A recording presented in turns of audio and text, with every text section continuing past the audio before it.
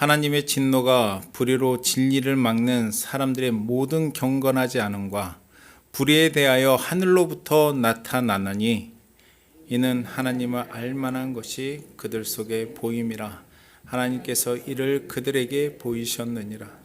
창세로부터 그의 보이지 아니하는 것들 곧 그의 영원하신 능력과 신성이 그가 만드신 만물에 분명히 보여 알려졌나니 그러므로 그들이 핑계하지 못할지니라. 하나님을 알되 하나님을 영화롭게 아니하며 감사하지도 아니하고 오히려 그 생각이 허망해지며 미련한 마음이 어두워졌나니 스스로 지혜 있다 하나 어리석게 되어 썩어지지 아니하는 하나님의 영광을 썩어질 사람과 새와 짐승과 기어다니는 동물 모양의 우상으로 바꾸었느니라. 그러므로 하나님께서 그들을 마음의 정욕대로 더러움에 내버려 두사 그들의 몸을 서로 욕되게 하게 하셨으니, 같이 합시다. 이는 그들이 하나님의 진리를 거짓 것으로 바꾸어 피조물을 조물주보다 더 경배하고 섬김이라. 주는 곧 영원히 찬송할 이시로다. 아멘. 믿음으로 말미암아 살리라. 로마서 핵심 요절은 1장 17절 말씀이에요. 의인은 오직 믿음으로 말미암아 살리라. 로마서 전체가 이 구절을 풀어내기 위한 말씀인 거예요. 그러니까 오직 하나님의 백성들은 어떻게 살아야 되냐면 믿음으로 살아야 되는 거예요. 믿음으로 그러면 살지 못하는 것이 무엇인가를 오늘 알아야지 되는 거예요. 오늘 말씀을 통해서 내가 여태까지 잘 믿고 있는 줄 알았는데 내가 믿음 없구나 를 깨달으면 하나님을 영화롭게 하지 못하는 삶을 살고 있구나 이렇게 되는 거예요.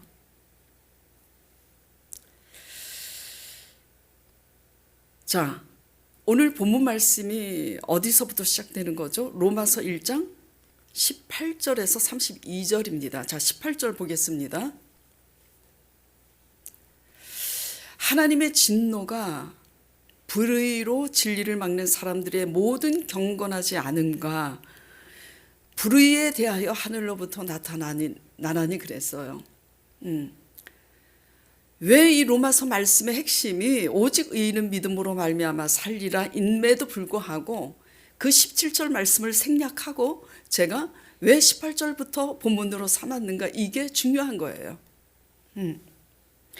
사도 바울이 오직 의인은 믿음으로 말미암아 살리라 이렇게 딱 선포해놓고 바로 그 다음 말씀이 왜 하나님의 진노가 불의로 진리를 막는 사람들의 모든 경건치 않음에 대하여 하나님으로부터 하늘로부터 나타나는가, 왜 이렇게 시작하고 있는가를 우리는 깊이 상고해야지 돼요. 믿음으로 사는 것이 무엇냐를 지금 사도 바울이 얘기하고 있는 거예요. 직설적으로. 믿음으로 산다는 것은 뭐냐? 그러니까 믿음으로 살지 못하는 그 불의함이 뭐냐 이거예요. 하나님 관점에서 불의한 것이 무엇인가를 지금 사도 바울이 리얼하게 지금 그거를 설파하고 있는 거예요. 하나님 관점에서 불의함이 무엇인지를 이제 깨닫게 되면 내가 믿는 내 열심이 이게 믿음이 아니구나를 알게 되는 거예요. 한마디로 뭐냐면, 답을 말씀드리면 믿음 없는 내 열심이 불의한 거예요. 자, 따라서 해보세요. 자, 시작. 믿음 없는 내 열심이 하나님의 관점에서는 불의한 겁니다. 근데 늘 말씀드리지만 어디에서부터 자꾸 우리 착각이 일어나는 거죠? 내가 성실하고 내가 열심인 것 때문에 착각을 하는 거야. 잘 믿고 있다고. 근데 뭐가 불의하다고요? 뭐 없는 내 열심? 믿음 없는 내 열심이 문제가 되는 거예요. 자, 그럼 믿음 없는 내 열심이 곧 하나님의 관점에서 불의한 건데, 그러면 이게 뭐냐? 자, 로마서 10장 2절 보겠습니다. 자, 내가 증언하노니 그들이 누구예요? 이스라엘 백성에 이어서 유대인들을 얘기하고 있는 거예요, 지금. 하나님을 믿는 이스라엘 백성들이 하나님의 의에 이르지 못합니다. 뭐 때문에 이르지 못하죠? 우상 때문에. 그런데 또 예수님이 이 땅에 오신 그 시대의 모든 유대인들이 하나님에 대해서 열심히라 하면서도 말씀에 예언하신 대로 하나님의 아들 예수 그리스도가 오셨으나 믿음으로 알아보지 못해요. 그렇죠? 영접하지 않습니다. 내가 곧 그러다 해도. 근데 오히려 누가 영접해요? 바로 그들이 자기들이 옳다고 수가성 여인을 손가락질한 바리새인들은 예수님을 영접하지 못하지만 손가락질 날마다 받고 있는 그 수가성 여인은 예수님을 영접합니다. 메시아로. 그 우리는 뭐와 다를까? 이스라엘 백성과 유대인들과 뭐가 다르냐 이거예요. 다르지 않습니다. 똑같아요. 다르면 이스라엘의 구약이 있을 필요가 없는 거고 예수님을 십자가에 못 박은 유대인들의 그 역사가 기록이 될 필요가 없는 거예요. 하나님께 열심은 있지만 올바른 지식을 따른 것이 아니라, 그러니까 하나님의 지식을 따른 것이 아니라는 거예요. 그러면 누구의 지식을 따른 거예요? 자기 생각, 자기 확신을 가지고 하나님에 대한 열심을 가지고 있는 거예요. 그게 이제 바로 이어서 로마서 10장 3절에 답이 나온 겁니다. 그들이 하나님께 열심히 있으나 하나님의 지식에 의한 것이 아니다. 그럼 뭐냐? 제가 그랬잖아요. 자기 생각, 자기 확신으로 인한 열심이라고. 자, 그것이 이렇게 표현이 되어 있어요. 로마서 10장 3절에 하나님의 의를 모르고 뭘 세우려고? 자기의 의를 세우려고 힘써 하나님의 의에 복종하지 아니하였느니라. 그럼 또 이게 어려워. 너무 막연해. 자기의 의가 뭘까? 이런 거예요. 그 당시 이제 유대인들이, 서기관과 바리새인들이 예수님을 십자가에 못 박은 자기의 의는 뭐냐면 그들의 기득권이에요. 예루살렘 성전에서 유대 백성들이 라삐어 선생이여 부르는 자들은 저와 같은 목회자들, 바리새인들이잖아요. 한따까리 하는 거야. 목사라고. 예루살렘의 담임 목사라고. 그런 기득권. 내가 누군데? 내가 예루살렘 이 공회에 내가 당회장이고 내가 대제사장이고 그래. 그런데 어느 날 예수라는 작자가 나타나가지고 막 들판에서 바다 근처에서 설교를 하니 갑자기 예루살렘의 유대인 수많은 그 백성들이 우르르 누굴 쫓아다녀요? 그들 중심에서 얘기하는 거예요. 예수라는 작자를 따라다니는 거야. 그러니까 그 시기심과 교만에 의해서 속이 뒤집히는 거야. 내려놓으면 사는 건데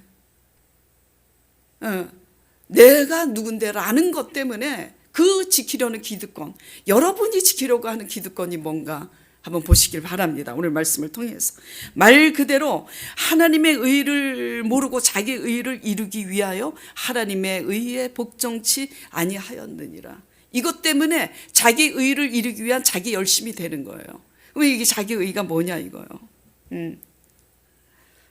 하나님 말씀 하신 하나님 말씀에 의한 하나님의 의가 아니라 자기 힘, 자기 지혜, 자기가 올바르다고 생각하는 자기 확신, 그리고 자기가 끝까지 지키려고 하는 그 모든 것, 그리고 내가 하고 싶은 것들, 다 하나님 말씀에서 뿌리가 되어서 온 것이 아니라 자기가 놓고 싶어 하지 않는 것들. 이게 다 뭐죠? 자기의 의예요. 그러니까 자기 의 때문에 자기 열심으로 살게 되는 거예요.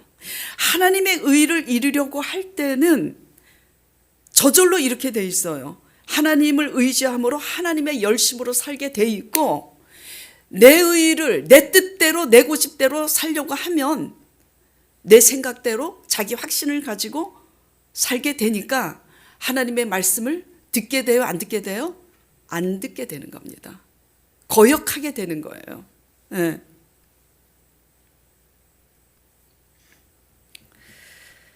이것이 하나님의 관점에서 뭐냐면 불신앙이고 우상인 거예요. 오직 믿음으로 살 때만이 하나님을 기쁘시게 하시나니 그랬잖아요. 이 믿음이 정말 그렇다면 이 믿음으로 산다는 것은 현실 삶에서 무엇냐 이거예요. 그냥 목사가 단상에서 믿음으로 사십시오. 아멘. 그러면 여러분 삶 속에 실제로 복음이 적용되지 않으면 그건 아무것도 아니에요. 믿음도 아니라니까. 그냥 뭐냐? 그냥 지키는 형식에 불과한 거예요. 내 삶 속에서 복음이 적용돼야 되는 거예요. 적용이 안 되는 삶은 그냥 허상이에요. 가짜고 우리 자신이 속는 거라고요. 아무 능력도 없어요. 예. 믿음으로 산다는 것은 뭐냐? 그러니까 오늘 설명했잖아요. 하나님의 의를 모르고 자기 의를 세우려고 힘써 하나님의 의에 복종치 아니하였도다. 수많은 선지자들이 당신 그렇게 믿는 게 믿음 아니야. 하나님은 이렇게 말씀하셨어. 받아들여요? 안 받아들여요? 안 받아들입니다. 자기의 뜻, 자기의 생각대로 살고 싶으니까. 그게 뭐죠? 자기 의예요. 내 생각, 내 뜻, 내가 하고 싶은 대로 하는 거, 내가 세우려고 하는 거, 내가 지키려고 하는 거, 다 뭐죠? 내 중심에 내 의, 내 신앙인 거예요. 그러니까 믿음으로 산다는 것은 이 정도로 제가 설명드렸으면 뭔가 깨달아지죠. 뭘 내려놓는 게 믿음인 거예요? 네? 그렇죠. 내 의를 내려놓는 게 믿음이에요. 뭘 막 하는 게 믿음이 아니라 뭐를 하는 게 믿음이라고요? 내 의를 내려놓는 게 믿음인 거예요. 자, 2002년에 이영표 축구 선수 모르는 분 손 들어보세요. 다 아시죠? 2002년도 월드컵 직전에 이영표 선수는 종아리 부상을 당해서 출전을 할 수 있을까 없을까 불투명한 상태에 놓여 있었어요. 그때 하나님께서 그에게 이렇게 묻습니다. 영표야, 너 그거 내려놓을 수 있니? 그때 18강에서 8강으로 가고 히딩크 감독에 의해서 어디까지 진출했어요? 4강까지 갔다고. 대한민국 축구 역사상 4강까지 간 적이 없어요. 그것을 앞두고 부상을 당한 거예요. 이영표가 크리스찬이잖아요. 경기 시작하기 전에 하나님께 기도하고 경기 끝나고 하나님께 기도하는, 뭘 하기 전에 기도하느냐가 중요한 게 아니에요. 자, 하나님이 묻습니다. 영표야, 너 그거 내려놓을 수 있어? 그게 뭐죠? 그게 월드컵 4강 진출, 그거 내려놓을 수 있어? 네 축구, 네 명예, 너 자신의 꿈이었던 거 내려놓을 수 있니? 그걸 지금 물으시는 거예요. 그는 고백했어요. 어떻게 고백했어요? 담담하게 고백했겠어요? 아니에요. 울면서 고백했어요. 울면서. 내 주인이 월드컵도 축구도 내려놓겠습니다. 이거 쉬워요? 네? 쉬워요? 절대 쉽지 않습니다. 이영표에게 축구 빼면 뭐예요? 시체야. 이영표한테 축구 빼면 시체라고요. 가수한테 노래 부르지 말라는 거하고 똑같은 거예요. 근데 이용표가 내려놓겠습니다. 그리고 주님만으로 충분합니다. 그리고 대성통곡했다는 거 아니에요. 너희가 믿느냐? 표면적 유대인이 아니라 이면적 내면적 유대인이 되라고. 할례는 어디에서 하라 그래요? 마음으로 하라고. 지키는 게 믿음이 아닌 거예요.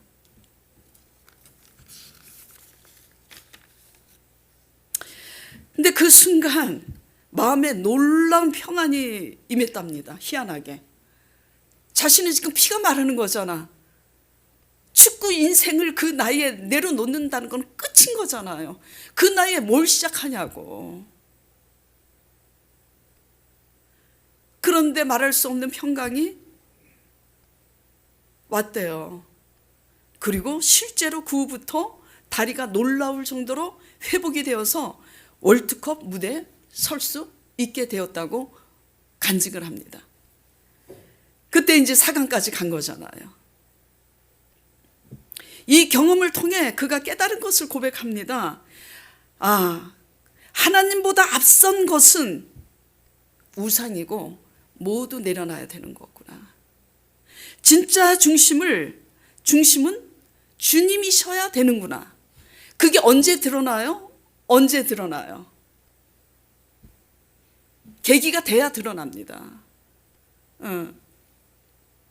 하나님을 알되 하나님을 영화롭게 하지 않는 삶은, 하나님은 알고는 있지만 그 어느 것도 내려놓고 싶지 않고 자기 원하는 대로 사는 삶은 하나님을 영화롭게 절대로 하지 못합니다. 예. 자, 21절, 22절 본문 말씀 보겠습니다. 자, 하나님을 알되 하나님을 영화롭게도 아니하며 감사하지도 아니하고 오히려 그 생각이 허망하여져서 미련한 마음이 어두워졌나니 22절에 스스로 지혜 있다 하나 어리석게 되어서. 스스로 지혜 있다 하나 어리석게 되어서가 뭘까요?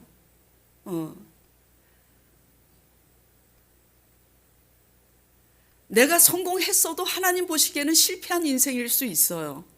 근데 인간적으로 성공한 것 때문에 내가 스스로 지혜 있다고 여길 수 있잖아요. 그렇죠? 그런 것들입니다. 예. 그게 무엇이든 우상이 되면 하나님 앞에 내려놓지 못해요. 우상의 특징과 그 결과에 대해서 나눴잖아요.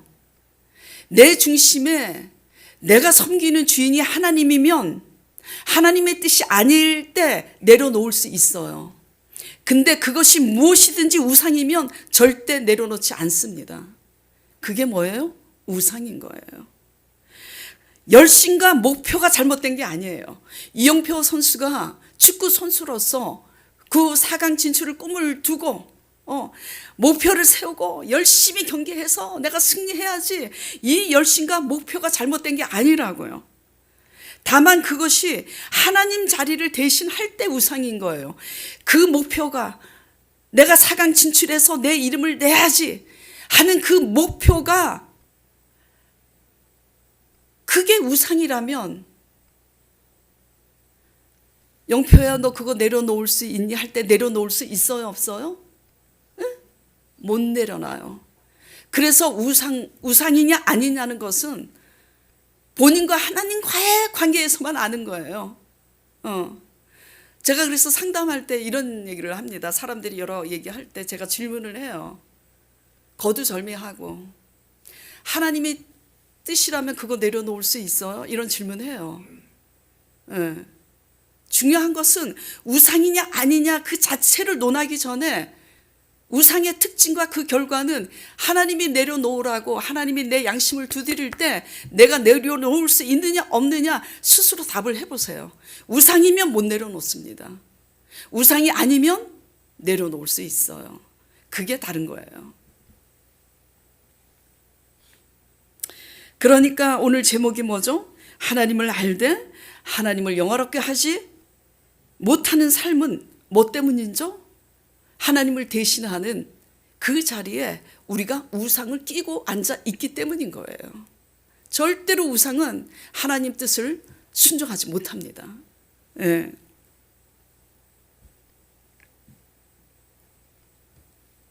자, 오늘 이제 로마서 그러니까 우리의 신앙이 우상이냐 아니냐는 하나님이 원하실 때 나를 내려놓을 수 있느냐로 분별되어지고 판가름되는 거예요. 이것이 뭐냐? 믿음으로 사는 거예요. 예. 뭐 기도했을 때 응답을 받았냐 안 받았냐, 그게 믿음이 있는 것은 그냥 초신자 얘기예요. 초신자 얘기.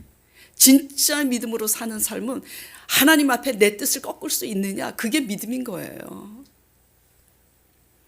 자, 오늘 로마서 1장 18절에서 32절 끝까지는 세상 사람들 얘기입니다. 세상 사람들조차 19절에 하나님을 알만한 것들을 우리 마음에 주셨고, 자 19절 올려주세요. 이는 하나님을 알만한 것들이 그들 속에 보임이라. 그 양심 속에서 하나님을 알만한 것들이 있어요. 하나님이 하나님의 형상을 닮아서 사람을 만드셨기 때문에. 그래서 우리 마음에 주셨고, 만드신 모든 만물인 자연을 통해서도 알 수 있게 하셨지만 하나님 두기를 싫어하며, 25절까지 오늘 본문을 끊었는데 28절에 하나님을 두기 싫어하니까, 왜? 자기 뜻대로 살아야 되니까. 그러니까 하나님 두기를 싫어하며 하나님을 섬겨야 할 그 자리에 여러 형상을 만드는 거예요. 23절에 썩어지지 아니하는 하나님의 영광을 썩어질 사람과 새와 사람을 의지하고 새와 짐승 여러 가지 형상으로 우상화한 그 우상 앞에 절하고 섬긴다.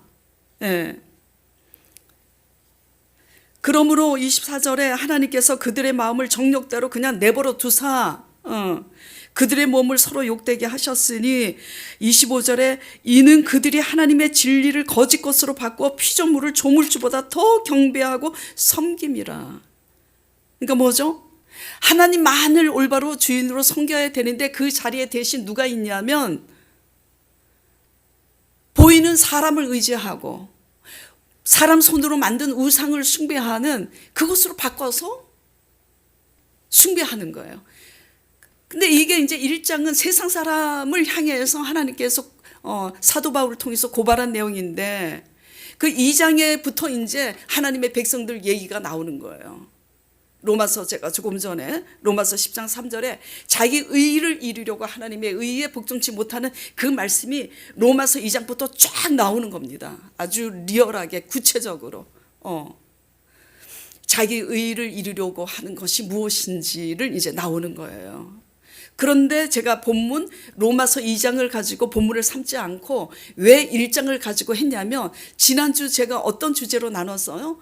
우상의 특징과 그 결과, 그걸 가지고 나눴잖아요. 그래서 이 우상은 하나님을 많이 믿고 뭐 집사, 장로, 권사, 뭐 하다못해 저 같은 목사들까지도 우상이 뭔지 너무 막연하게 생각하고 있기 때문에, 오늘 이어서 지금 세상 사람들이 이렇게 하나님을 마음에 두기 싫어서 우상을 하나님 자리에 두는 것처럼, 우리는 우리 의 때문에 하나님 저쪽으로 좀 잠깐 계세요 해가지고 자기 의를 이루려고 그 자리를, 그 하나님을 중심으로 주인으로 섬겨야 될 그 자리에 자기 의를 두고 살잖아요. 그렇기 때문에 하나님을 둬야 될 자리에 다른 것을 두는 이 우상에 대해서 다시 한번, 그러한 삶이 하나님을 절대로 우리가 어떤 열심으로 성전을 드나들고 기도한다고 머리 숙여서 기도해도 하나님이 영화롭게 여기지 않는 것들이 이러한 것이다라는 것을 다시 한번 리얼하게 좀 나눠야 되겠다라는 필요를 느껴서 이걸 가지고 쓴 거예요. 이 본문을 가지고. 믿음으로 사는 삶은 한마디로 뭐죠? 하나님을 대신하고 있는 그것들을 내려놓는 것이 믿음의 시작인 거예요. 예. 그게 믿음으로 사는 삶이에요. 그래서 지난주 뭐라 그랬어요? 그래서 지난주에 예레미야 25장 6절 7절 말씀을 나눴잖아요. 자, 너희는 다른 신을 따라가며 섬기거나 경배하지 말며 하면서 뭐라 그랬어요? 너희 손으로 만든 것으로서 나의 노여움을 일으키지 말라고. 7절에도 뭐라 그래요? 너희 손으로 만든 것으로서 나의 노여움을 일으켜서 너희를 해하지 않게 하라. 누가 해해요? 우리 손으로 우리 힘으로 살 때 하나님이 그 끝에서 하나님이 무너뜨리고 하나님이 해하세요. 자, 그러면 이게 현실적으로 우리의 삶에 무엇이냐 이거죠. 지난주는 이제 여기까지 했잖아요. 지난주는. 그렇죠? 그러면서 제가 이거를 좀 우리 삶에 이게 우리 손으로 하는 것이 무엇인가, 이것을 현실적으로 복음이 적용이 안 되면 아무것도 아니기 때문에 제가 제 간증을 드린 거예요. 지난주 제가 국민은행 부동산 펀드 그 간증을 드린 거잖아요. 왜? 우상의 특징을 나누면서 그 특징에 대해서 말씀드리려고 한 거예요. 왜냐하면 대부분 뭐가 우상이에요? 돈이 우상이잖아. 그러니까 돈을 바라보는 우리의 자세와 태도가 잘못되어 있으면 그게 우상인데, 우리의 태도와 자세가 잘못되어 있는 것에 대한 우상은 인식하지 못한다라는 거죠. 지난주 알아들으셨죠? 예. 그러니까 뭐죠? 하나님만이 찬양할 때는 하나님만이 우리의 구원자시고 하나님이 나의 요새시고 산성이라고 막 찬양해. 감정에 오바돼 가지고 막 찬양이 은혜로우면 감정이 은혜롭잖아. 근데 입으로는 주님을 나의 구원자고 요새시고 산성이라고 했지만 실제 삶 속에서는 뭐가 구원이고 뭐가 요새고 뭐가 산성이에요?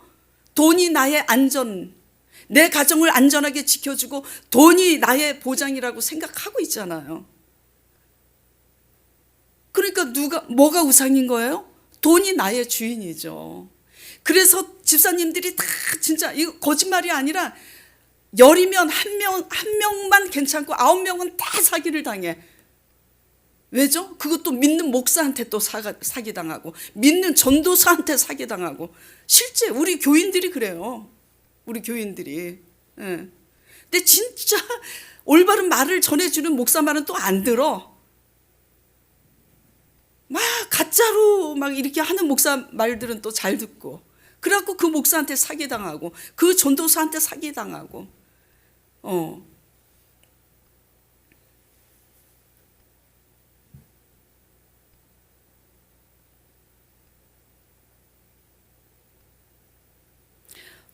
뭐가 내 인생을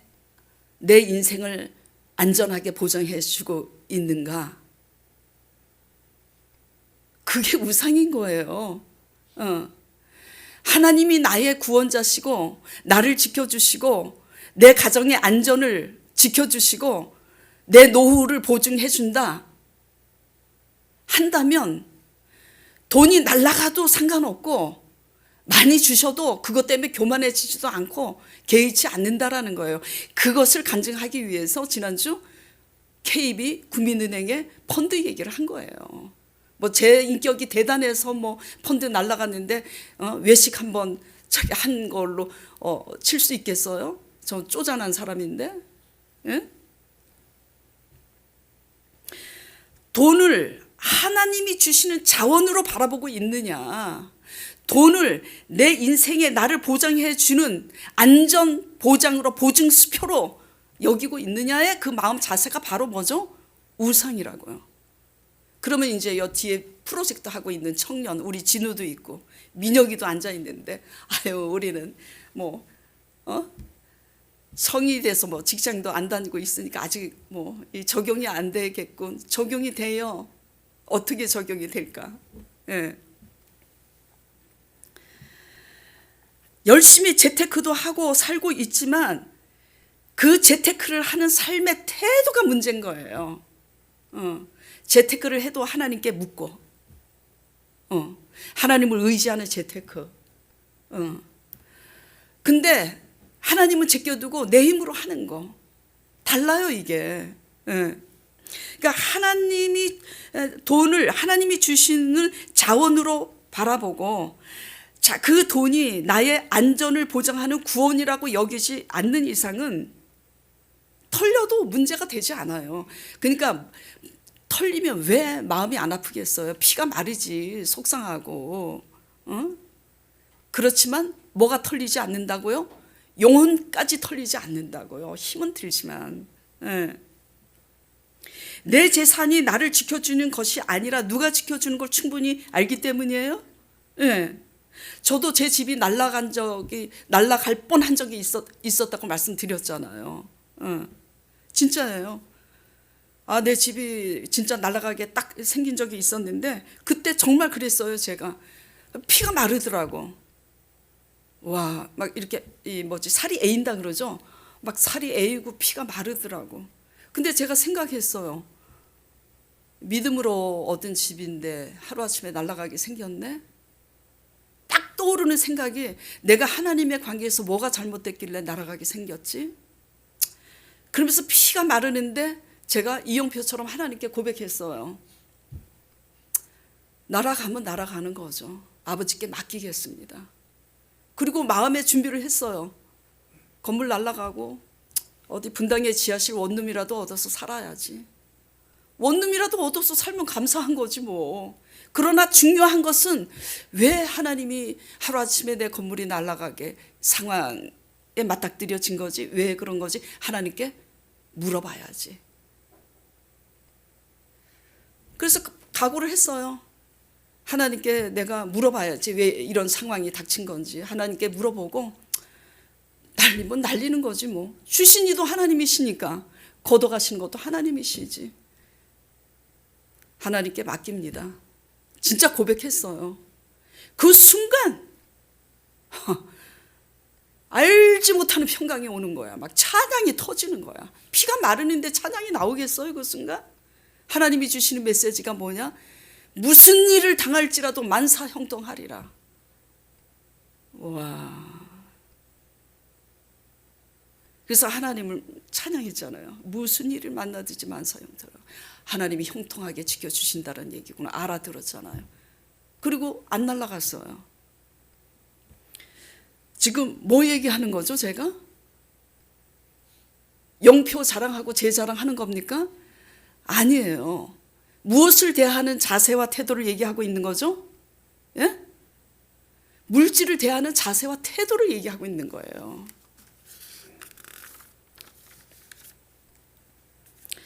교회 다니는 학생에게 있어서 그럼 이게 뭐냐? 우리 강 목사님 큰아들도 안 다니는데 축구 선수잖아요.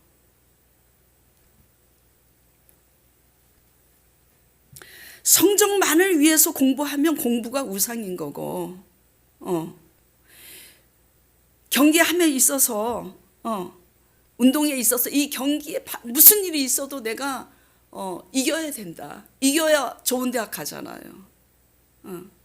자, 공부 열심히 안 한 학생은 시험 성적 안 나와도 울지 않습니다. 이게 창피한 얘기인데 저는 학교 다닐 때 공부를 열심히 한 적이 없어서 성적이 잘 안 나와도 운 적이 한 번도 없어요. 우리 장로님 아들이 요번에 시험 공부를 했는데 성적이 안 좋게 나와서 울었다 그러더라고요. 그래서 제가 그랬어요. 세상에 그 어린 것이 울다니. 그만큼 뭐죠? 열심히 한 거야. 그러니까 공부를 열심히 했는데도 결과가 좋지 않을 때는 우리는 웁니다. 울게 돼 있어요. 그러나 이제 우리 장로님 아들이 그렇다는 얘기가 아닙니다. 열심히 했기 때문에 그 우는 울음은 굉장히 가치가 있는 아름다운 눈물이에요. 그러나 예를 들어서 공부를 내가 성적이 잘 나와야 된다고 여기는 그 자세와 태도가 이런 태도라면 내가 공부를 잘해서 성적이 좋아야 어딜 가? 좋은 대학 가고. 민혁이가 경기에 막 잘해야 되는데 경기에 졌어. 그래서 대성 통곡한 적이 있어. 왜 울어? 경기에 우승을 해야 내가 좋은 대학을 가고 좋은 대학을 가야 내 인생이 뭐죠? 그것으로 내 인생이 잘 풀리니까. 라고 생각하는 자세와 태도 때문에 경기에 이기고 짐에 내가 울고 웃고, 그런 자세와 태도 때문에 성적이 좋을 때는 웃고 성적이 나쁠 때는 울고, 이거를 그런 자세와 태도 때문에 날마다 그렇게 멘탈이 그것에 의해서 무너지고 그것에 의해서 기뻐한다면 학생일지라도 그게 뭐죠? 우상인 거예요. 그렇게 살아내고 있는 자세와 태도가 우상인 거예요. 예. 자, 그래서 그런 자세와 태도로 이제 살다가 최선을 다해서 공부 열심히 해서 진우가 서울대를 갔고, 우리 민혁이가 좋은 이제 축구 잘하는 대학이 어딘지 모르겠지만 제일 잘하는 대학을 가서 국가대표팀으로 선발이 돼서 입단하게 됐다. 그런 태도로 살아가면서 좋은 성적을 내서. 그러면 하나님 의지하겠어요? 의지하지 않겠어요? 부모 따라서 교회는 나오겠지. 아버지가 장로고 아버지가 목사고 그러니까 교회는 나오겠지만, 이들이 이런 자세와 태도로 열심히 살아서 좋은 성적을 내고 좋은 결과를 내서 대표 선수로 입단하게 되고 좋은 대학 서울대를 나와서 좋은 직장을 간다. 이들이 하나님 의지하겠습니까? 안 해요. 안 해요. 이게 뭐죠? 하나님 의지하지 않고 그러니까 자기 손으로 사는 거예요. 이게 바로 뭐죠? 인본주의고 이게 우상이라는 거예요. 근데 이걸 인지하지 못합니다. 내가 열심히 이번 주 주일 성수 지켰어. 그리고 하나님을 무엇을 할 때 하나님께 묻지도 않아. 의지하지도 않아. 그리고 내 손으로 열심히 해갖고 좋은 결과를 내서 내가 월급 타서 내가 살아. 그게 우상인 거예요. 그래서 지난주 뭘 얘기한 거죠? 믿음으로 산다는 것은 정상적으로 사는 게 믿음이 아니라고. 그럼 비정상적으로 살란 말인가? 정상을 초월한 마인드, 믿음으로 사는 거는 정상을 초월한 믿음이어야 되는 거예요. 그런 믿음이면 자세와 태도가 달라지는 겁니다.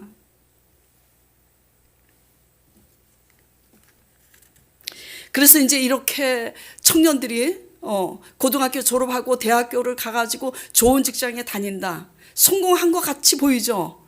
언제 이제 그게 드러나느냐? 나이 30이 지나서 40 딱 되면 그때부터 이제 하나님이 치시기 시작하는 거야. 그래, 너가 그렇게 훌륭한 선수 됐어? 국가대표 입단했니? 그 건강 누가 줬는데? 내가 줬는데. 너 그렇게 좋은 성적 냈어? 그래서 서울대 들어갔니? 그래서 좋은 직장에 들어갔어? 그 IQ와 EQ 누가 준 거니?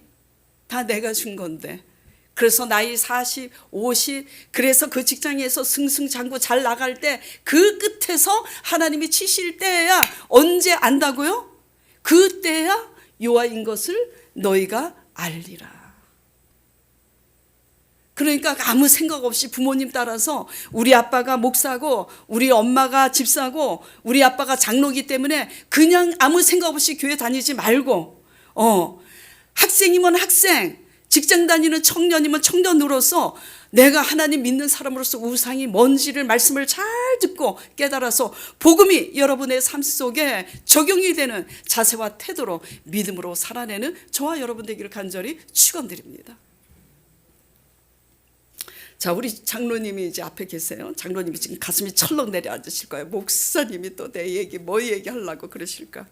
장로님이 전부 다 아시죠? 갑자기 어느 날 저희 교회 오시게 됐어요. 갑자기. 장로님이 한 20 몇 년 전부터 이제 장로님이 여의도 순복음교회 이제 다니셨고, 거기서 이제 청년부 회장 하셨고, 그리고 저 신학교 다닐 때 알게 됐고, 그리고 이제 부안으로 고향으로 내려가셔서 살게 됐어. 안지는 20년 넘게 이제 됐지만 어쨌든 부안에서 자리 잡고 부안 교회 열심히 다니고 있는데, 제가 올라오라고 그래서 올라오신 게 아니라고요. 어떻게 올라오게 됐냐?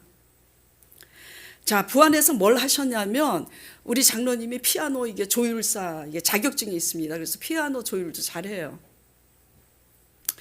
부안 예술회관 앞에서 악기점을 이제 하고 있어요. 희한하게도 그 악기점이 딱 하나야. 그 장사도 잘 되고 이제 매상이 막 오르고 있는데, 어느 날 부안 교회에서 타교회 서울에 있는 목사님인가 큰 교회 대형 교회 목사님을 초청해서 부흥회를 하고 있는데 목사님이 그런 설교를 하시더래요. 믿는 사람들은 자기 사명을 알아야 된다고.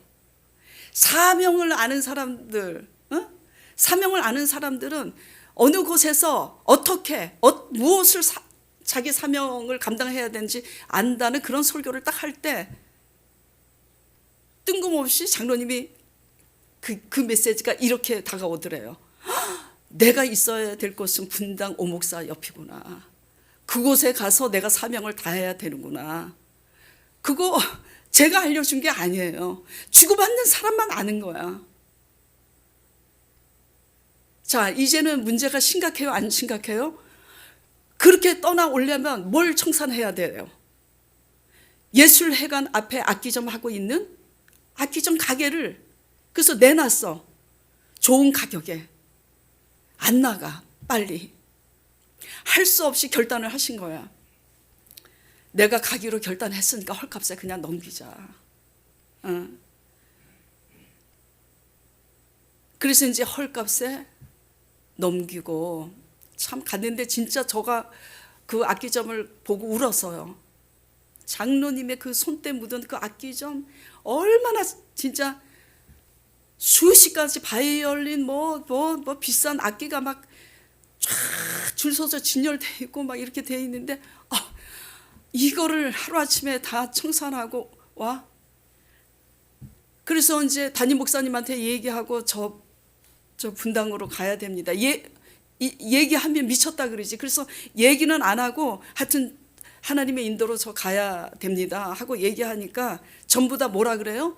왜 지금 자리 잡아서 지금 잘 나가고 있는데 왜 올라가냐고. 그리고 심지어는 뭐라 그러겠어요?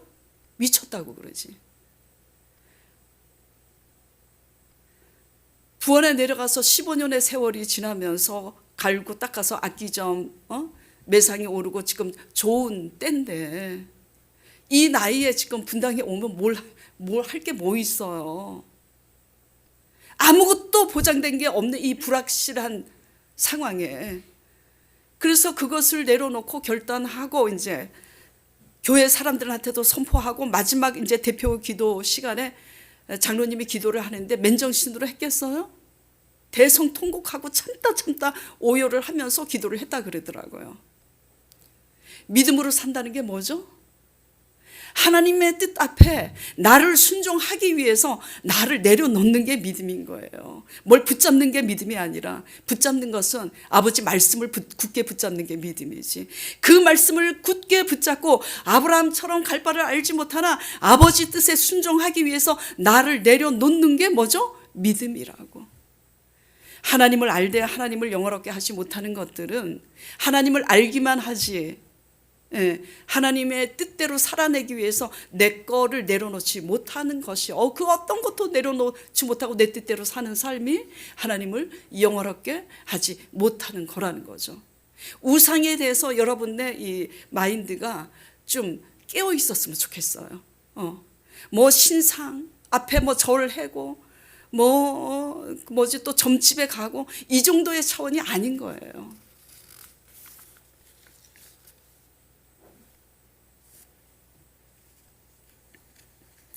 하나님을 중심에 두고 하나님을 주인으로 모시게 되면 돈이든 명예든 성적이든 운동이든 바라보는 시각과 관점이 뭐요? 다르게 되는 거예요. 하나님 중심으로 관점이 다르게 될 때에 자세와 태도가 다르게 돼 있고 그 자세와 태도는 계기가 되면 하나님 앞에 눈물을 흘리면서도 내려놓게 되고 아니면 그게 우상이면 절대로 못 내려놓죠. 네, 우리는 연약해요. 알면서도 못 내려놓는 게 우리의 연약함이에요. 그래서 하나님께서 우리 죄를 위하여 독생하신 예수 그리스도를 보내주셔서 우리 죄를 대속하게 하신 거예요. 그러니까 어떻게 해야 되죠? 하나님 우상이 뭔지를 알았지만 하나님 뜻대로 나는 이영표도 내려놓고 장로님도 내려놓고 누구도 내려놓고 이렇게 가는데 저는 안 되네요 하면 내 죄를 위하여 십자가에 죽으시고 부활하신 예수 그리스도의 성령을 의지하고 기도하시기 바랍니다. 누가 하게 하셔요? 내가 할 수 없는 그것을 내 죄를 대속하신 하나님의 성령이 하게 하시는 줄 믿으시길 바라요. 이게 믿음이에요. 성령도 우리 연약함을 도우시나니 우리가 마땅히 빌바를 알지 못하나 말할 수 없는 탄식으로 우리를 위하여 친히 간구하시는 도다. 로마서 8장 26절 27절 말씀 그대로.